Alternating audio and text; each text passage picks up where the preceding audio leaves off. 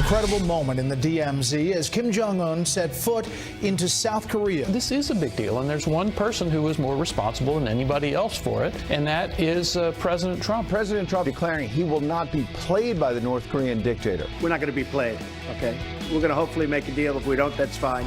Investigators found no evidence of collusion or coordination of any kind between the Russian government and the Donald Trump for President campaign. None.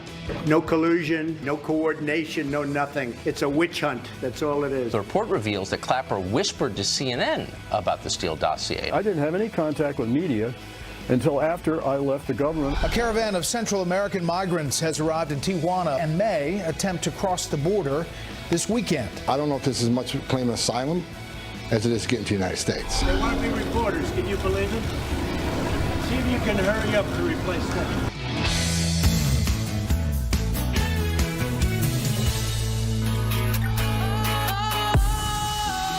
Sometimes I get a good feeling, yeah.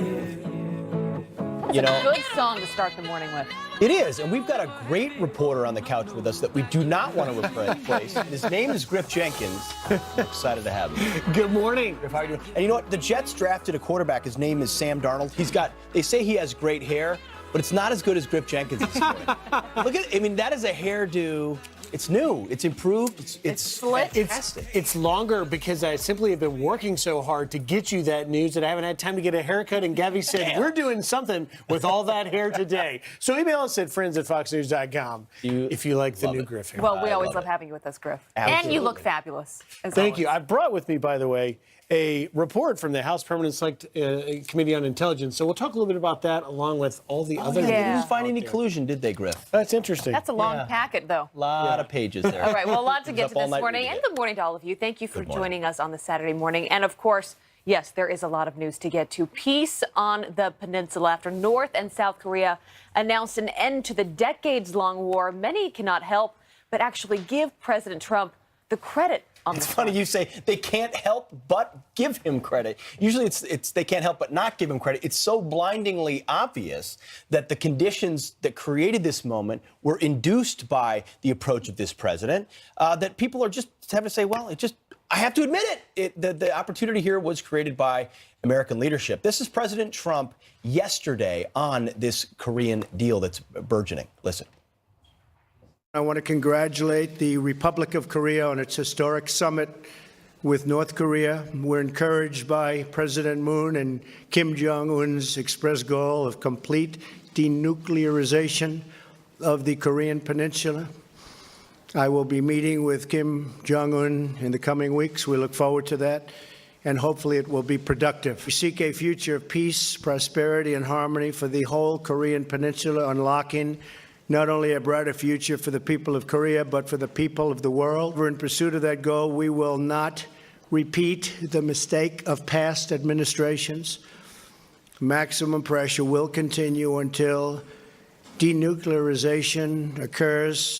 That's important. Now, let me just give a little context here, and that is the way this is being interpreted around the world. The threat of nuclear North Korea threatens the entire planet, and the Australian Prime Minister Turnbull saying that it was not only President Trump's efforts, but the tough stance he took demanding total denuclearization is what brought us there, not only with countries like North Korea and South Korea, but with China and Russia and getting them, everyone essentially short of Iran are getting on board. And this is why you're getting comments from the foreign minister to South Korea saying it was President Trump and his tactics that did it. Here is the South Korean foreign minister.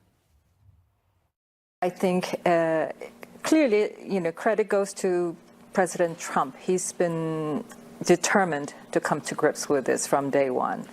My president also since day one, and I think the presidents Moon and Trump have worked very closely together, sometimes in complementarity, sometimes in different messaging, but the level of consultations and the confidence between the two leaders has been instrumental in bringing us to this point. Oops, How do CNN you- wasn't ready for that answer. How do you were they? refuse that answer? How do you push back on that coming from the foreign minister of South Korea, right? No one has used the strategies, you were saying, Griff, that President Trump has this far. No one has talked as tough. And there was a lot of criticism that we're going to go to a war with North Korea. I think President Trump and his team knew what they were doing the whole time. It is the classic art of the deal. It's sort of what we're seeing play out with this trade war or potential trade war with China. You throw everything out there and you intimidate them and you make them feel like we could go to war, and then they end up walking back and you get something more in the end. Yeah, absolutely. They took on the toughest problem that President Obama told them they had. Remember when Obama left office? He told Trump, North Korea will be your most urgent problem. So instead of doing it conventionally, it was fire and fury, it was military exercises, it was pressure on China, as you pointed out so often. Imagine if Obama had accomplished this. Honestly, they gave the man a 2009 Peace Prize for extraordinary efforts to strengthen international diplomacy and cooperation between peoples. Is that not exactly what President Trump has just done? Let's point out, it's absurd. They would be throwing Obama a freaking parade in Washington, D.C. if he had accomplished this moment. Right. We should bask in the fact that it was a new approach from this president that created it. But Democrats are perhaps the only group of individuals who are not even acknowledging the fact that they have brought negotiations on the 38th parallel, for which they've been at war for 6.5 decades. We now have Democrats preoccupying themselves in Washington with a character assassination, which, as many are pointing out, is a character assassination led by Senator John Tester of Montana, who is in perhaps one of the toughest Senate races of this midterm election, attacking Ronny Jackson, the White House doctor who was nominated for... Who has now withdrawn his name for the VA secretary. And we've watched this play out over the last week. And you got to feel for this guy. And you listen to President Trump, and he's feeling for him because this is someone that has served our country. He has been dragged through the mud so publicly. And now we are finding that many of these accusations, there is no there. Correct. And you feel for him because what happens now? Where does he go? You know, obviously he goes back and continues to be the doctor, but this is not fair to do to someone. Do you know why President Trump and others call CNN and places like that fake news? Because they go wall to wall on anonymously sourced accusations as if it's fact. And they put a banner up there and they make someone look bad. And what happened here with Ronny Jackson is they took anonymous sources from John Tester and said, this is exactly what Ronny Jackson did. Well, first we're going to play what Donald Trump said about Ronny Jackson yesterday, and then we're going to play some sound from CNN. Listen, first of all, on Trump on Ronny Jackson. Ronny Jackson, Admiral Doctor, is one of the finest men that I've met over the last long period of time. These were false accusations about a great man, about a man that's given his life to this country and to the military. A brave man. He would have been a great leader. Okay, so what we're learning this morning is that the Secret Service now says it has no record of an incident that the media has been reporting all week. So they finally now asked the Secret Service, did this happen? Because the Secret Service is we're going to have Dan Bongino on. We'll ask him about it later on in the program. Because he was accused of being at some Secret Service party, driving home drunk and getting in an accident, which now they're saying that never happened. They've looked into this. And so this is what the media's been talking about for the past week. Just take a look at some of these moments from the media. Exactly. They say Jackson was intoxicated and banging on the door of a female employee. You know, you can be woken up for an international event at any time, and the White House doctor can't be passed out because he went out drinking. I mean, any single one of these allegations is serious for any single one of the president's traveling staff, not to mention his doctor. Allegations ranging from drinking on the job to overprescribing medications that got him the nickname Mr. Candyman among subordinates. This is going to be Ronny Jackson's reputation that is going to continue to get sullied. This is a reminder, Griff, I think, for reporters. You got to be careful. You got to know the facts before you go out there, because these are people's lives on the line. If Democrats really, if it wasn't about politics, which obviously it was, why not go to the White House behind closed doors and say, we've got concerns about this guy. Can you take a look into him and make sure that he's properly vetted before we get to vote on him? No, they didn't do that. They went so publicly to the media. And that's why I say that's just not fair to do to someone. When you talk about facts, you know, this is an individual who's been there for 2 previous presidents. It's not like he has a newcomer. And they looked at the facts. He was involved in 3 automobile incidences, none of which he was found at fault, and none of which involved alcohol. And when you sling the drunk driving accusations, it's a serious misjudgment. You've made poor judgment in your life. It questions your credibility. But this is a guy who's established that credibility over the course of previous administrations, and now has had this accusation slung at him for which the facts do not bore any Where's the credibility fault. for CNN? What if I was to say right now, I just got an email from a constituent of John Tester. You know what I find out? He drinks all the time when he's home on constituent breaks. He's drunk at town halls. I got it from a constituent. He told me that. Now it's live on Fox That's News a good Channel. point. That anybody can say anything about An anonymous anyone. source. An Yeah. anonymous source. And for CNN to do what they did, and MSNBC as well, it's not even journalism. It's utterly irresponsible. It's a smear campaign on a person's character, and they looked for the facts later. It turns out the Secret Service is like, that never happened. Tell that to the man who just got smeared for 3 days. The biggest question is this person qualified to do the job? Mm-hmm. Right? You can dig so deeply into so many different things. Let's just focus on the job that he is being put forward for, figure out if he is qualified for that, and then, let him have a hearing. Let them ask the right questions to see if he's the right fit for that. The damage is already done. It's Yeah. too late for that. See, that's the thing. The damage is already done. Yeah. It's amazing. All right, well, we've got a lot of news, clearly, this morning, but I do want to bring you some other headlines that we are following, starting on a serious note with a Fox News alert. And this is a heartbreaking one. A terminally ill toddler at the center of an intense legal battle has passed away. 23-month-old Alfie Evans losing his fight 5 days after being removed from life support. His story getting worldwide attention after a UK court ruled against a last-ditch effort for Alfie to receive medical care at a Vatican hospital, despite being granted Italian citizenship. Also this morning, a suspected Golden State killer appears in court shackled to a wheelchair. Joseph James D'Angelo is charged with the 1978 murders of a newlywed couple after a 40-year manhunt. The 72-year-old former police officer is accused of at least 10 other murders and dozens of rapes in California in the 70s and 80s. Police found him by using crime scene DNA and a genealogy database. And the migrant caravan plans to cross the U.S.-Mexico border tomorrow. The group of about 300 set up shelter in Tijuana, where immigration lawyers are giving them advice as they prepare to request asylum. Homeland Security officials say anyone making false claims to immigration officials will be prosecuted. The asylum seekers began their trek in southern Mexico last month.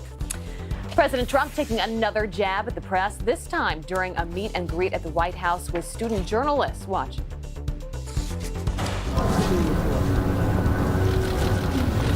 They want to be reporters. Can you believe it? See if you can hurry up to replace them. The president posing with the 2018 recipients of the White House Correspondents Association Scholarship. The program awards high-achieving student journalists with grants and mentorship opportunities. Those are some of your headlines. Nothing else needs to be said. It's true. He meant every word of it. Moving to the T's. From President Trump's big meetings with foreign leaders to the historic Korean summit, it's been a busy week in news. Kim Jong-un he really has been very open and I think very honorable. So how are the American people responding? We have the dials you'll only see here. Plus, President Trump welcoming Team USA to the White House. But some of the team's biggest names, well, they bail on the visit. The resistance continues. The stars who skipped out ahead.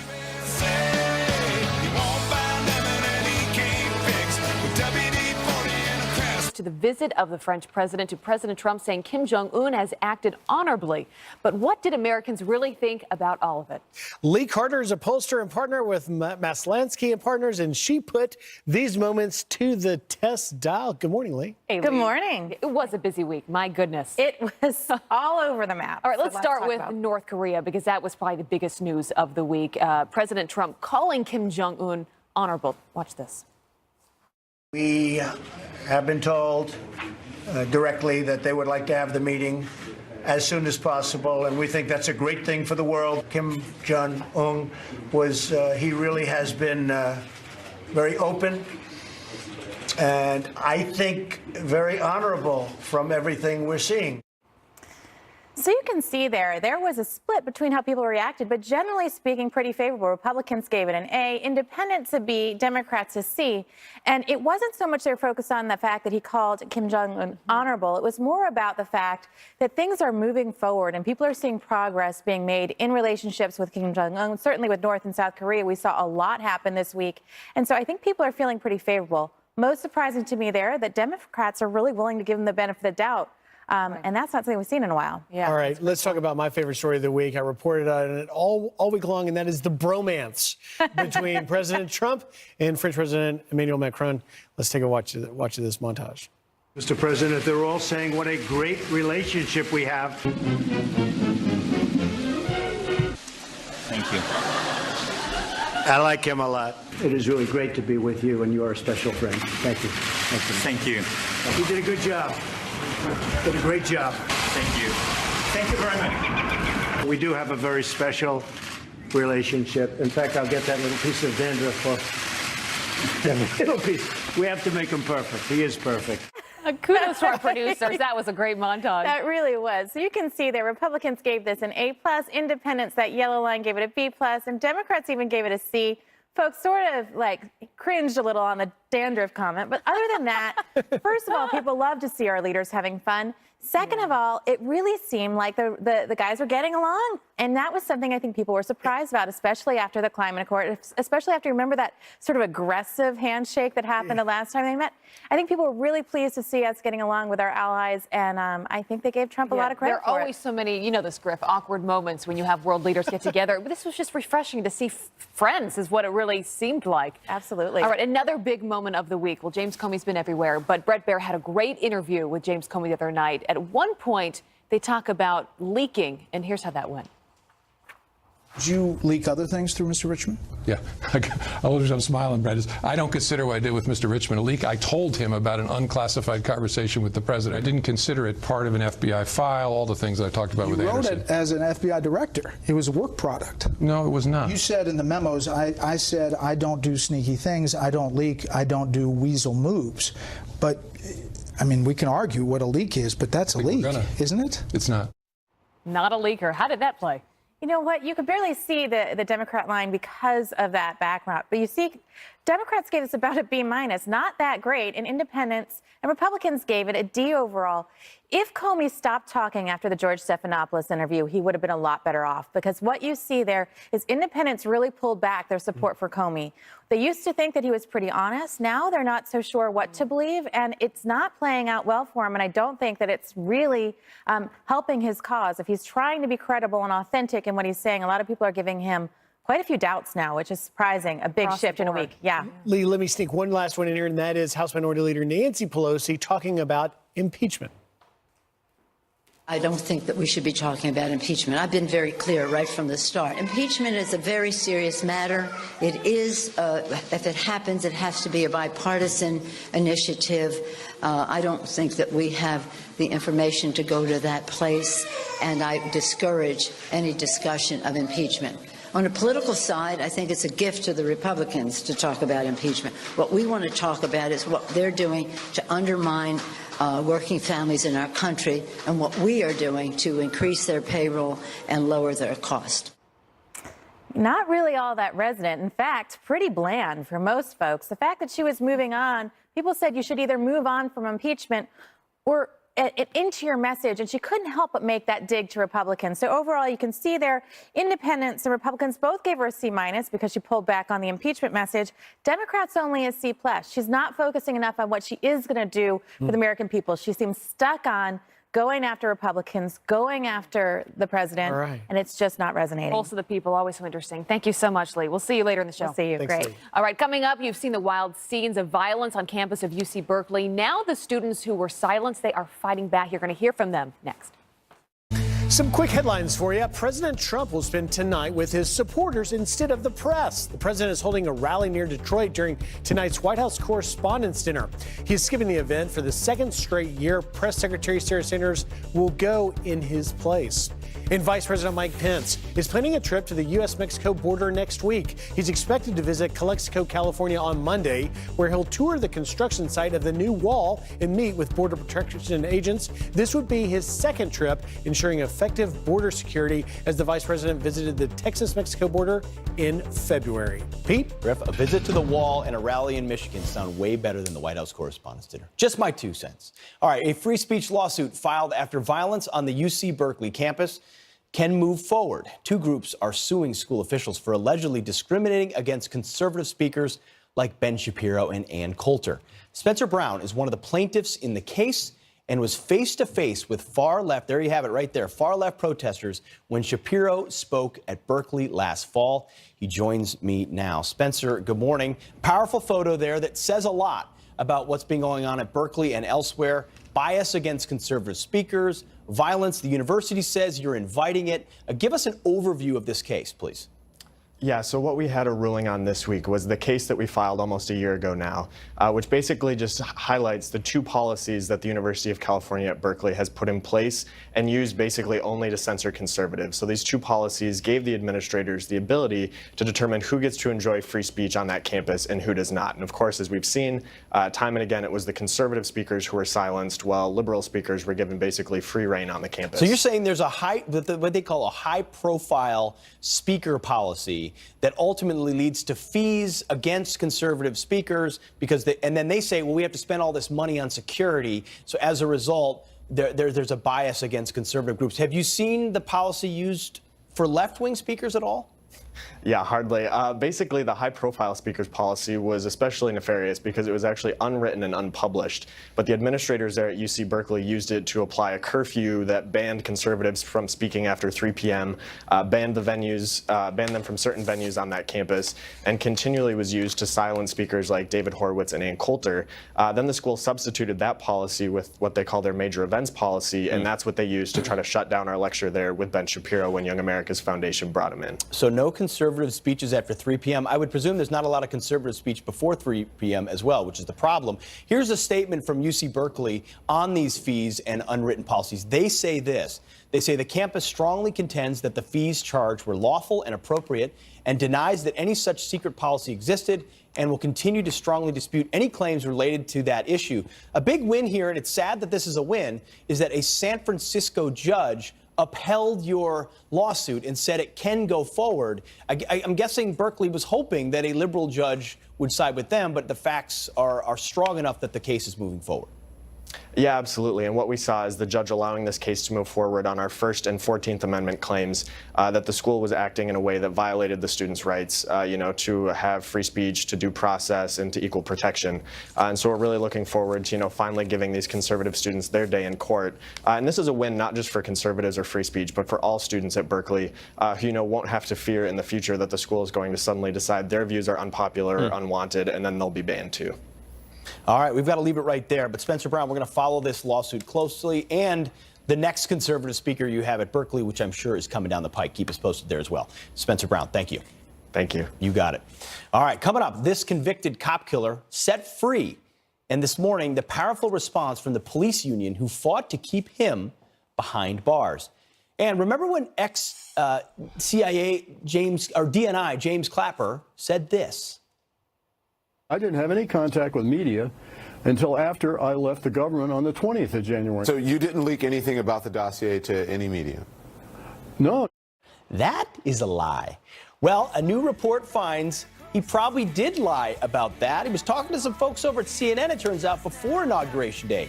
Dan Bongino here to react. Plus, Jason Chaffetz, Karl Rove, Pam Bondi, Attorney General of Florida, all here live, coming up.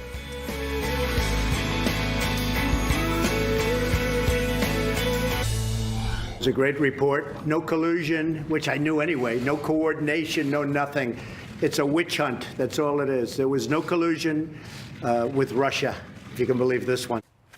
Well, that was President Trump yesterday in the White House. Here to react to that and other topics, we're going to bring in Dan Bongino, former NYPD officer, former Secret Service agent, and host of the Dan Bongino Show, as well as an NRA TV contributor. Dan, thanks for being here this morning. Dan. Really appreciate it. In the middle of all of this, you've got this report that Griff's holding in his hands, many pages, a congressional report that's been largely declassified. Within it, there's a little nugget about James Clapper, the esteemed James Clapper. What we're going to do is we're going to play sound of what James Clapper said on CNN, then read from the report and get you to react. This is what James Clapper said as a flashback before about his role in leaking to the media. Listen. I didn't have any contact with media until after I left the government on the 20th of January. So I don't quite understand, at least what I've read, that somehow I leaked about the dossier. So let me get, so you didn't leak anything about the dossier to any media? No, not. I mean, I talked about it after I left the government, but not during that period. And certainly not between the 6th of January and the 10th, when the president-elect himself talked about it. So he said he leaked it after. Now, the report from the House committee says this. Clapper acknowledged discussing the dossier with CNN journalist Jake Tapper and admitted that he might have spoken with other journalists on the same topic. Clapper's discussion with Tapper took place in early January 2017 and may have happened with others as well. Dan. Pete, do you understand what a conniving snake this guy is? Let's walk through what he did here. They needed to report on the dossier, the media and the Democrats. But here's the problem, Pete. The dossier was false. It was bogus. It was unverified junk. Even the slime bag media folks couldn't report on it without getting into some serious liability. So they concocted this genius scheme, these sickos. Clapper tells Jim Comey in January, which your dates are right. Yep. Go up and brief Donald Trump and tell him about this dossier. Clapper then goes and leaks to CNN that this briefing happened about the dossier, knowing what, Pete? That everybody's going to go, there's a dossier, yes, and then start reporting on it. Conveniently, BuzzFeed then puts out the dossier just a few days later. What a bunch of slime bags. Yeah, but at the same time, Dan, you look at that interview that we had on Fox here with James Comey. Bret Baier asked some great questions. The one that he didn't have the answer to was who funded this dossier that we're talking about. The reason I think this is so important is because it's this dossier that ultimately led to what we're now seeing play out in the Mueller investigation. If you are head of the FBI, isn't one of the most important jobs of yours to know the evidence before you go into an investigation? Where the evidence came from. Think about this. You're the most powerful federal law enforcement official in the country. You're the FBI director. You've looked at a document so sensitive, the dossier, that you've deemed it appropriate to brief the president on it, and you never asked who produced the document? Does this make any sense to you at all, what's going on? I mean, listen, Occam's razor here, right? Given all possible explanations except the one that's the most parsimonious, here's the one that's the simplest right here. Jim Comey's not telling the truth, period, full stop. Yeah. Dan, let me ask you about another story, and that is what's happening with Ronny Jackson, the White House doctor that has withdrawn his name for consideration for Secretary of the VA. First, do you feel like this is a political hit job? And secondly, do you know him? The Secret Service has now said they are weighing in on the facts of his accusations against him. Have you ever met him? Griff, I have a long history with Ronny. He's a personal friend I have a lot of love for. And let me tell you something. This is one of the most disgusting, horrifying, putrid episodes of swamp character assassination I've ever seen in my life. Listen, Griff, let me tell you something right now. No one has asked me to defend Ronny. I have not spoken to Ronny about this. No one in the administration, no one. 0 people have contacted me and asked me to defend Ronny. I do this and go on this show and have been on Twitter defending Ronny and on my own show defending Ronny because Ronny is an honorable, noble American patriot who helped so many people during my time with him in the Secret Service. John Tester, the senator from Montana, who started this witch hunt into Ronny Jackson, should be embarrassed. He's a conniving snake. He should resign from office for doing this. This was a good man. I watched him help so many people on the road selflessly over and over. He puts his name out there. Listen, go after him on his politics. That's fair game. Right. But making up lies about this guy, they're unbelievably disgusting. Should the Secret Service have come out sooner with the facts that we don't have any record of this? This never happened? Well, Griff, just to be clear on this, I don't speak for the Secret Service, but I did work there, and I know how these things work. That took a little bit of time. It's not that easy. You have to go out and talk to people who are on these trips. I was on the road with Ronny. I remember what Ronny did for people. When I wanted to go to medical school, it was Ronny almost every step of the way saying to me, hey, how can I help you? What can I do for you? While he was basically working 2 full-time jobs. This is a good man. Yeah. All right, Dan. Thanks for the clarity. Dan, always good to see you. Appreciate it this morning. Thank you so much. Thanks. You got it, guys. All right, turning now to some other headlines we were following and a Fox News alert. An Arizona police officer killed in cold blood by a suspected carjacker. Officer Jesus Cordova was shot multiple times after pulling over a driver following an armed carjacking. The Nogales Police Department reeling from the loss of one of their own. I'm speechless. It feels like Like a nightmare? I'm frustrated, I'm mad. The suspect right here, identified as David Ernesto Murillo, allegedly stole 2 more cars during that police chase before being arrested. Cordova leaves behind a pregnant fiance and 3 other children. That is just heartbreaking. Also this, the new U.S. ambassador to Germany, Rick Grenell, speaking out for the first time since his confirmation. Grenell telling our Shannon Bream that he wants to help President Trump achieve one of his campaign goals, getting NATO members to pay their fair share. I saw it up close today. He's a master negotiator. President Trump is very good at what he does. And in negotiating about this issue, he's very tough. He's very fair. Grenell was finally confirmed on Thursday after his nomination was held up for 7 months by Senate Democrats. Also, President Trump congratulating Team USA at the White House, celebrating their Olympic and Paralympic accomplishments. You made us very proud, and many of you came home as champions wearing a bronze, silver, or a gold medal. Today, on behalf of the United States, I want to thank every Olympian and Paralympian. But not all Olympians made that trip. Figure skater Adam Rippon boycotted, tweeting he would not stand with people who discriminate. Outspoken anti-Trump Olympians Gus Kenworthy and Lindsey Vonn also skipping the festivities in protest. I think Lindsey Vonn skipped the medal ceremony, too. Didn't Just watch, don't know. Didn't win. But what I will watch is that was my Rick point. Reichmuth. She didn't make the medal ceremony because she didn't win. She's awesome, though. She's an amazing skier. Well, that's true. Can't deny that. Rick, what's going on? Where will we be skiing? Almost nowhere now. How's that? That's you great happy? news. I'm happy about that. Are you happy? Finally, it's a little bit better. Temps as you're waking up this morning, not that bad almost everywhere. It's going to be a bit of a cooler day. You see these temps as you're waking up here. Chicago 36, not getting too warm, but overall precipitation, not that bad. We're pretty dry, at least to start the weekend. This little disturbance you see here cutting across parts of the Great Lakes, eastern Great Lakes. Behind that is where the cooler air is, and that will infiltrate parts of the Northeast tomorrow. This has been our overall pattern for the last, at least month and a half or so. Cooler air across the east, and that has kept the severe weather down, the tornadoes down. Take a look at this. These are the tornadoes by state. Oklahoma, Kansas, Nebraska, 0 tornadoes so far this year. That's Tornado Alley, and they've had nothing. I think we're going to start to see that change by Tuesday into Wednesday. Severe storms setting up here across the east. That also means the eastern part of the country warming up and humidity going up. So Rick, it's going to feel like summer. we can be friends again. Yeah, I know it. I love that. Yes. So true. We're always friends, Rick. Yeah. Keyword warm. Thank you, Rick. Yep. And correction, Lindsey Vonn did win a bronze medal. All right. Well, See, you looked at the facts. I did. I got the facts, and I got it within 30 seconds on the internet. All right. History is made on the Korean Peninsula. How did President Trump's tough talk affect this?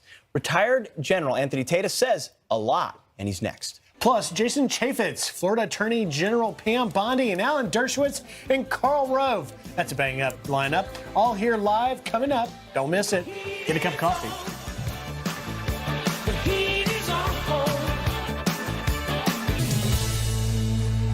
Well, it was a historic handshake seen around the world this week. The leaders from North and South Korea agreeing to end their decades-long war. President Trump touting the summit as encouraging for the denuclearization of the Korean Peninsula. But is it the president's tough talk that led to a possible peace agreement? General Anthony Tata is the former deputy commanding general of U.S. forces in Afghanistan and author of the new book, Reaper Ghost Target. He joins us now. General, thanks for being here this morning. So you see those powerful imagery. You want to see diplomacy work, but in order for diplomacy to work, there's a lot of things that happen behind the scene. Unpack why a moment like that happened and who deserves the credit for it.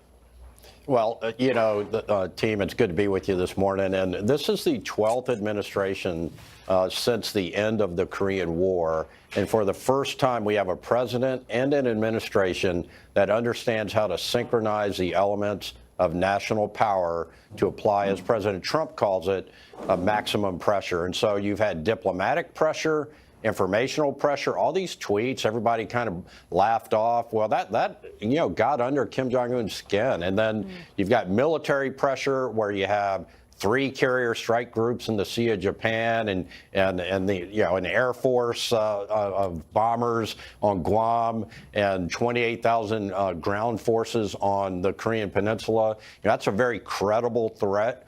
behind the diplomacy, behind the information campaign, and then the economic sanctions. And so the synchronization of those four pieces have applied significant pressure to Kim Jong-un. And when you look at what we did in Syria and how we have defeated ISIS, what you've got is a president who has said what he's going to do, and he does what he says. And so it is not lost on Kim Jong-un that the president unleashed the military to crush ISIS, that he responded very forcefully twice against Syria, and he says, hey, by this spring, if we don't have a deal, then something's going to go down. And so that's where I think we have a president that is really doing what he says. These images that we were just showing our audience, they are pretty incredible. You think about the first time since 1953 that a member of the Kim dynasty stepped foot on South Korean soil. What I'm questioning, though, General, you look at Kim Jong-un there. He's smiling. He seems happy. He seems really motivated to make a change here. What happened in the last 6 months, and what is in it for North Korea? Because it was just a few months ago that he seemed so angry with the West, shooting off ballistic missiles. It was like every morning we were reporting on another one. So why does he seem so happy in this moment? Abby, that's a great insight. And I think what's happening here is Kim Jong-un's grandfather had a vision when he came to power of self-reliance. And so he focused on self-reliance for North Korea. And then Kim Jong-un's father, Kim Jong-il, had a vision of a powerful military. So he built this massive military with artillery as a foundational piece of it. When Kim Jong-un came in, he said, I have two visions. One is for a nuclear power and one is for a strong economy. And perhaps Kim Jong-un is playing off the nuclear piece so that he can have a stronger economy. And what we see now is, and perhaps, you see the left, success has 1,000 fathers and failures an orphan, right? And so you see the left giving credit to Kim Jong-un's sister. Maybe she went to the Olympics and went up there and went back to Pyongyang and said, hey, there, it's pretty nice down there. They have food. And so, so for that matter, what you've got is there are a lot of factors that are impacting Kim Jong-un. General, the devil's in the details. We'll see what we get. Thank you very much for joining us. Thank you, sir. Thank you. Great to see you this morning. All right. The caravan of migrants now just steps away from the U.S. border, ready to ask for asylum any moment now. The head of the National Border Patrol Council, Brandon Judd, is here to react next hour. And what if you could make your coffee from your smartphone? Kurt the Cyber Guy has that and more tech gifts for Mother's Day. Can you believe Mother's Day is, 2 weeks from now? It's true. For Mom this year. Let's bring in Kurt the Cyber Guy to explain all the new gifts. And I get to be spoiled this year. You should I'm be so spoiled. excited. You should be spoiled every year, but this is your first year My as a first mom. I one. love it. So what are the latest and greatest? All right, if we could say, Alexa, brew me coffee, this would be the machine that'll do it. This just came out. It's called the Smarter Coffee Machine. It goes along with an app that you can dial up how bold and strong you want the coffee. And also, you can command it from in bed. I was going to say. So say. Mom doesn't have to get up out of bed to make the coffee. It will make it for you, and you can say, I just want 2 cups and whatnot. And it's pretty cool. They took the gimmick out of this idea and did it right. This is $249. $249. What about privacy? Because people are like, I don't want to get into an app to make my coffee. That's actually the best gift for Mom is a lesson about privacy. In my podcast this week, talked with this expert from Norton, a privacy expert, and she is on it in terms of the tips, which is when you download apps for things like this, you want to always really apply your knowledge to that and apply the settings to see how much you're giving up of your privacy to apps. Also, this right here, these are so affordable. This is a couple. This is from uncommongoods.com. And this is $62, and then we have $60 and $32 for a vase. The vase doubles as a smartphone holder. How cool is that? That is great.